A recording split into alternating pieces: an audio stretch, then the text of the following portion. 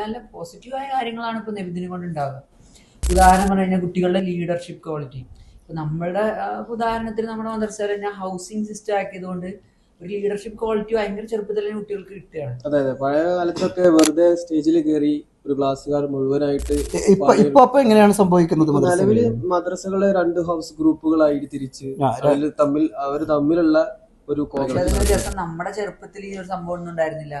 ഉസ്താദുമാര് പിന്നാലെ നടന്നിട്ട് നമ്മളിങ്ങനെ പരിപാടി എടുത്ത ഉസ്താദുമാര് നല്ല റിസ്ക് എടുക്കാന്നുള്ള. ഇപ്പൊ അതൊക്കെ മാറി. ഇപ്പൊ കുട്ടികള് സീനിയർ ക്ലാസ്സിലെ കുട്ടികൾ ചെറിയ ക്ലാസ്സിലെ കുട്ടികളെ പഠിപ്പിക്കുക ആ രൂപത്തിലൊക്കെ ഈ ഒരു പരിപാടിയിലൂടെ നമുക്ക് കുട്ടികളെ കണ്ടെത്താൻ പറ്റും.